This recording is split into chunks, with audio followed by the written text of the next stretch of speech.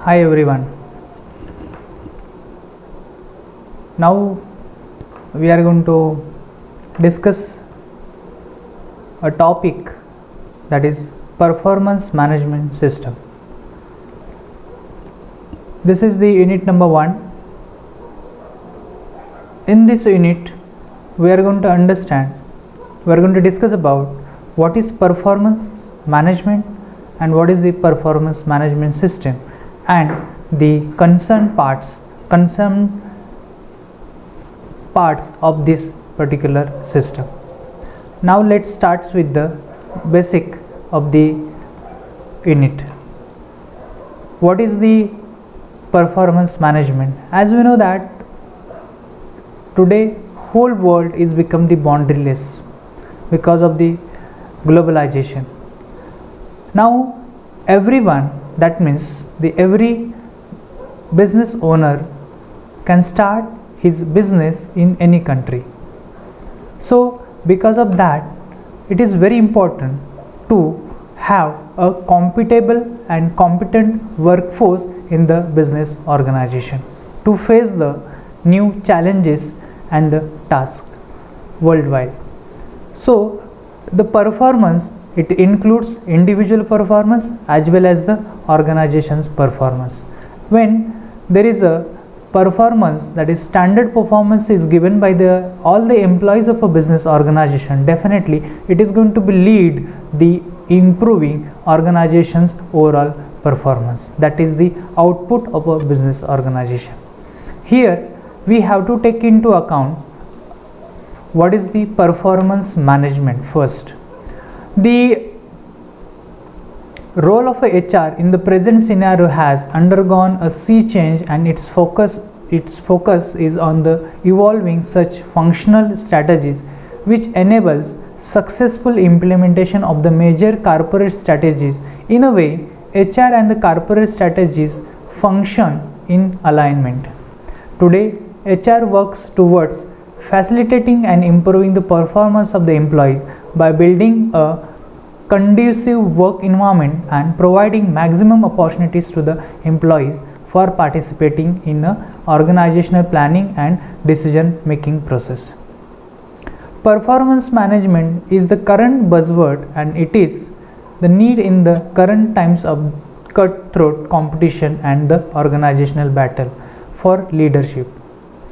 Performance management is a much broader and a complicated function of HR, as it encompasses activities such as joint goal setting, continuous progress review, and frequent communication, feedback, and coaching for improved performance, implementation of employee development programs, and rewarding achievements. The process of performance management starts with the joining of a new incumbent in a system and ends with when employees quits the organization. So this is about the performance.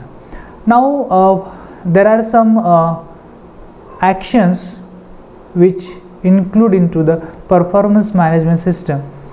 It includes the following actions: developing clear job descriptions and employee performance plans, which includes the key result areas and employee performance indicators.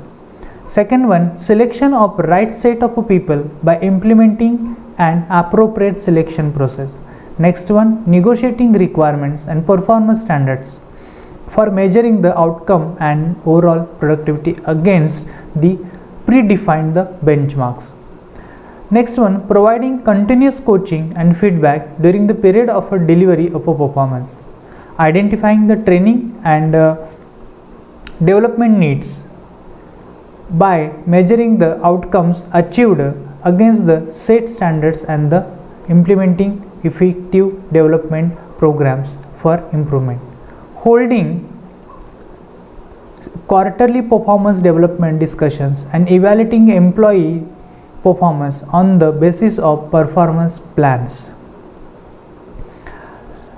Now to talk about a performance management process sets the platform for rewarding excellence by aligning individual employees' accomplishments with the organization's mission and objectives, and making the employees and the organization understand the importance of a specific job in realizing outcomes by establishing clear performance expectations which includes results, action and behavior.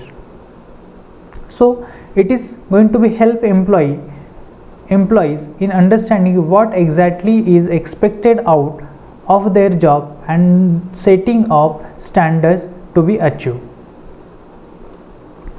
Now there are some major objectives of a performance management. The major objectives of a performance management are discussed below. To enable employees towards the achievement of superior standards of work performance, to help the employees in identifying the knowledge and the skill required for performing the job effectively, then the boosting the performance of the employees by encouraging employees empowerment, motivation and the implementation, then identifying the barriers to effective performance and resolving those barriers through the constant monitoring, coaching and the development interventions. Next is creating a basis for several administrative decisions, strategic planning, succession planning, promotions and performance based payments. And the next one, promoting personal growth and achievement in the career of the employee by helping them in acquiring the desired knowledge and the same. There are the some of the key concerns of a performance management systems in an organization are concern with the object output, concern with the measurement of the results, concern with the defining business plans in advance for shaping a successful future, striving for continuous improvement and continuous development, then concern with the establishing a culture of a trust and mutual understanding that fosters free flow communication, and the last major concern is concern with the provision of procedural fairness and transparency in the process of the decision making process. Now here we have to understand to focus on understanding evaluation of the performance management.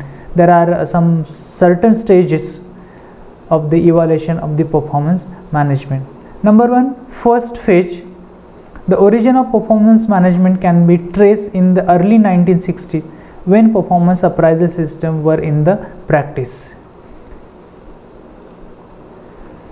In the second stage or phase, this phase continued from the late 1960s till early 1970s, and the key hallmark of this phase was that whatever adverse remarks were incorporated in the performance reports were communicated to the employees so that they could take corrective actions for overcoming such deficiencies.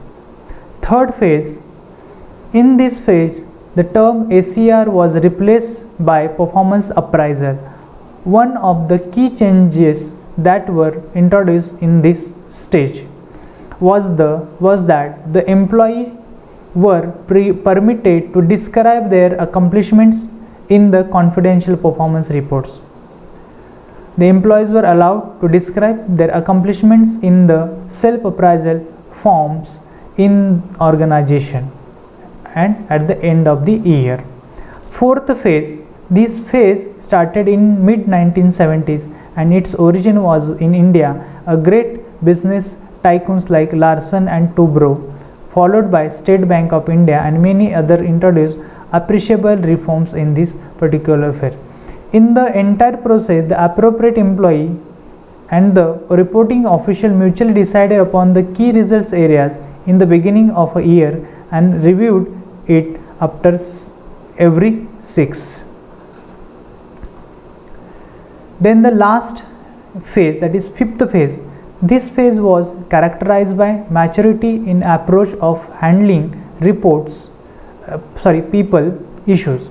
It was more performance driven and emphasis was on the development, planning and improvement. Utmost importance was given to the culture building, team appraisal and quality circles were established for assigning the improvement in the overall employee productivity.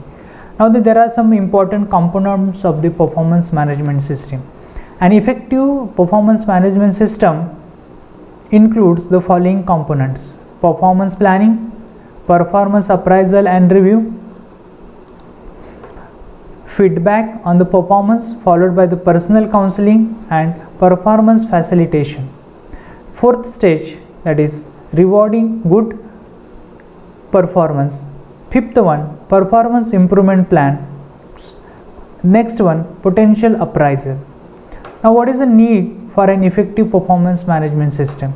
Actually, in the era of cutthroat competition and globalization, organizations have realized the importance of strategic HR practices for gaining a competitive edge over the competitors. A well-designed performance management system can play a crucial role in the streamlining the activities of the employees in an organization for realizing the ultimate corporate mission and the vision.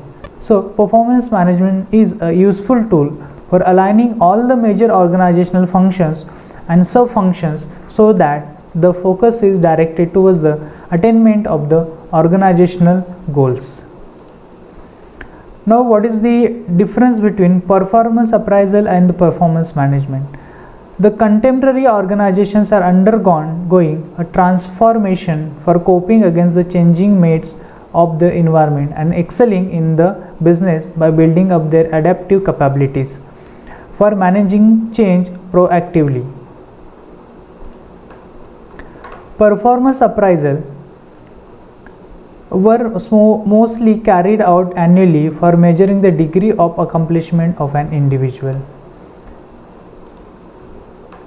So this table will more focusing on what are the basic differences between performance appraisal and the performance management. Now there are also some benefits of a performance management system which are given here. Performance management practices can have a positive influence on the job satisfaction and employee loyalty by. Some are here: regularly providing open and transparent job feedbacks to the employees, establishing a clear linkage between the performance and the compensations, providing ample learning and development opportunities, evaluating the performance and distributing incentives and the rewards, establishing clear performance objectives by facilitating an open communication and joint dialogue, recognizing and rewarding good performance, and last, providing maximum opportunities for the career growth. So there are some objectives of performance management, that is some evaluation objectives are there, development objectives are there. There are some prerequisites for a performance management system. It includes top management support and commitment is very essential.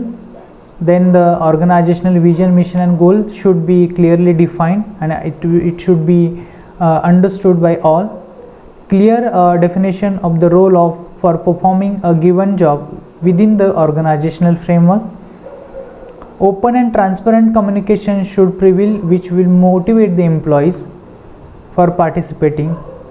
Identification of major performance parameters and defining of a key performance indicators.